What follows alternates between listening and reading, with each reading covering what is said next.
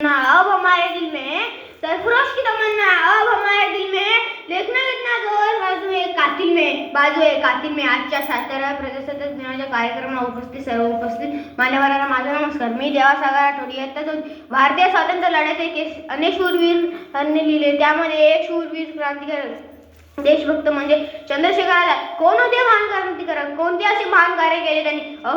त्यांची कार्य एवढे महान होते की चंद्रसूर्य असेपर्यंत त्यांची थोरवी गायली जाईल. चंद्रशेखर आझाद यांचा जन्म 23 जुलै 1906 रोजी मध्य प्रदेश राज्यात बाबरा गावी झाला. यांचे मूळ गाव उत्तर प्रदेश असे होते. ते लहानपणापासून खूप हुशार, बेडर व न्यायप्रिय होते. त्यांचे शिक्षण बनारस शाळेत झाले. 1919 मध्ये जालियनवाला बागेत जनरल डायरने बेशुद्ध गोळीबार केला. त्यामध्ये भारतीय रक्ताचे धारोडे पडले. इंग्रजांविरुद्ध बंड सुरू केली. देशासाठी मारायला तरुण एका पायावर तयार झाले. त्यामध्ये चंद्रशेखर आझाद आघाडीवर होते. वय होते 15 वर्षे. एका आंदोलनात भाग घेतले म्हणून त्यांना पकडले. रात्रभर थंडीत ठेवण्यात आले. इंग्रजांना म्हटले ते शरण येईल, पण या कडाक्याची थंडीत ते व्यायाम करत राहिले. न्यायाधीश थक्क झाले. न्यायाधीशाने विचारले, तुझे आडनाव काय? चंद्रशेखर ठामपणे म्हणाले, आझाद. न्यायाधीशाने विचारले, तुझ्या वडिलांचे नाव काय? स्वातंत्र्य. न्यायाधीशाने विचारले, तू राहतोस कुठे?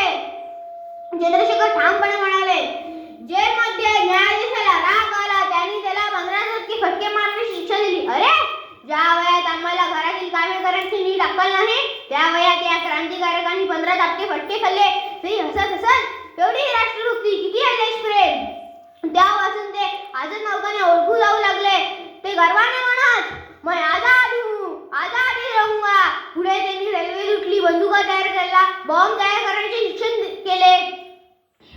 इंग्रजांनी त्यांना पकडण्यासाठी 10,000 रुपयाचे बक्षीस ठेवले, पण ते कधीच हाती लागले नाही. पण एकदा ते इलाहाबादमधील अल्फ्रेड बागेमध्ये त्यांचा मित्र राजगुरू त्यांना भेटायला येणार होता. राजगुरू त्यांच्या आईला काहीतरी भेट देणार होते. काही गद्दार फितूर लोकांनी इंग्रजांना सांगितले. इंग्रजांनी बागेला वेढा दिला. चंद्रशेखर आझादांनी इंग्रजांवर गोळ्या झाडल्या.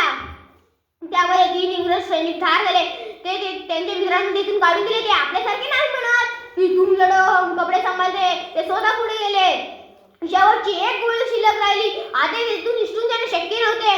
हातात माती घेतली, माती कपाळाला लावली. त्यांनी भारत मातेला वंदन केले. माते, या तुझ्या लेकराला माफ कर. तुझे स्वप्न मी नाही पूर्ण करू शकलो, पण भारत माते, मी परत पुन्हा जन्म घेऊन तुझे स्वप्न मी पूर्ण करेन. म्हणून शेवटची गोळी त्यांनी स्वतःच्या डोक्यात मारून घेतली. भारत मातेचा छावा तिच्या कायांच्या कुशीत झोपला.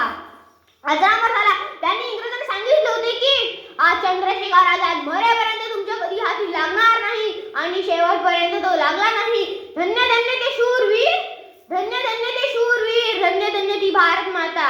शेवटी मी एवढेच म्हणेन, झालेल्या स्वातंत्र्यवीरांनी गोळ्या आपल्या मित्राच्या छातीवर, झालेल्या